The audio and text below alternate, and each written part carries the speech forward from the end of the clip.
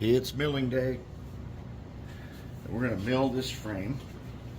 And now, as I always say, if you want to mill something, if you can clamp it, then you can mill it. And this is a particularly tricky frame to do, because to sit on the parallels, which are these two things, we want it to sit on these, we want it to sit on the edge of this, but this little knob right here is lower. So if we try to put this in the vise and clamp it, it'll clamp right there on those two tabs. We don't want to do that. So what I did was I cut some channel right here, some aluminum L-shaped channel, and I made a little couple of things so that we can put this in here just like this. And as you can see, it wobbles back and forth. We can't clamp that because we'll wreck those two little tabs you need to secure the shell. But if I put this guy right up to the socket where the trucks come in, on both sides, and then I do the same thing on the other end. Let's see here. Slip them in right up to the socket, because that hangs down lower.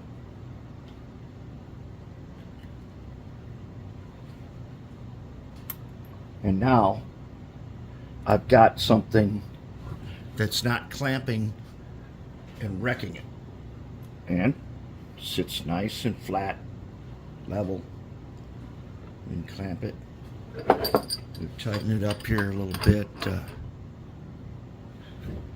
I want this thing to be in here. Not too much. I don't want to change the height, and I don't want to bend the frame. Okay, now we're in. Okay, so now I've got a 4-flute end mill. You can see the blue spots here. That is what we are going to be milling down to the bottom. And one of the problems, especially with these guys, is that they're made out of zinc. You make a mistake with how much stuff you're taking off, and it will bend the frame up. It'll bend the frame up. It will grab on and it will bend the frame up and twist it. And then we got a whole different problem. And we don't want that. So let's get in here. Now what I'm gonna do is I'm gonna get this thing started, and I'm gonna cut the volume down, and I'll speed it up because this is gonna take a little bit. And you'll watch, I'm gonna shave a little at a time. But no, first let me show you where we're gonna set it up. We're going to go all the way to the bottom. Oh no, I got it backwards. I don't want to do this. Okay, hold on. I don't want, and I better show you what we're taking off. Now I got to turn it around. Take these guys out again. Okay, let's do this again. I'm going to show you exactly what one of the problems. Okay, now, as you can see where the blue is, that's all got to come off all the way down to the bottom. And as you can see, it provides structural support. Okay, that's what we got to worry about. It can get weak, and right here it can bend if we do it wrong. We don't want that. And I'm going to show you how I do this so that does not. So hopefully that does not happen. I mean, it only takes one slip of these wheels, one slip of the XY wheels here, and you can end up with a very seriously bent and torn up frame. That we do not want that.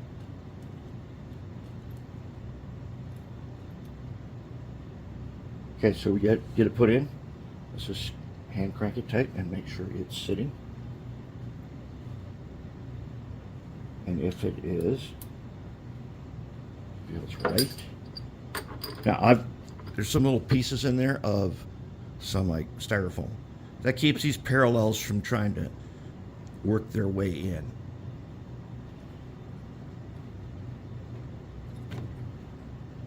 Feels nice. Okay, let me show you exactly where this ends up at. When we're done, it should look like this. That's what we want. All right, so let's go ahead. Now we'll bring this guy down. We're going to crank him over here to the front, and we're going to put him down just barely to touch. Barely to touch the bottom. I put a little oil on it, maybe just a little more oil. This keeps your tools nice. We're just using the Marvel Air Tool oil. We don't have to get fancy with special oil. Okay, let's go ahead and get in here and do it. And I will turn down, lock in. Okay, we're locked. All right, now all I can see is a little spot of oil down there. That's what I want. Here we go.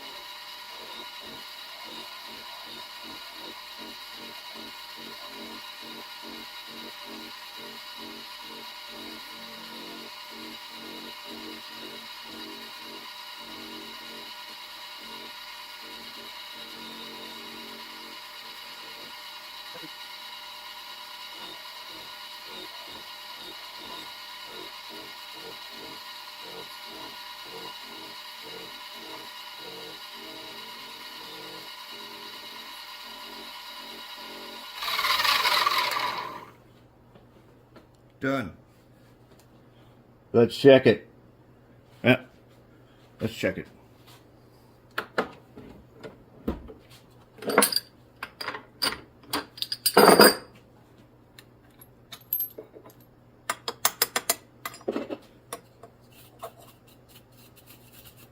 Okay, did we get it? Let's find out. Now, we got to deburr it, of course. But otherwise, there's our opening, and we didn't wreck anything. Pretty good. You're going to wash it, deburr it, and get it ready.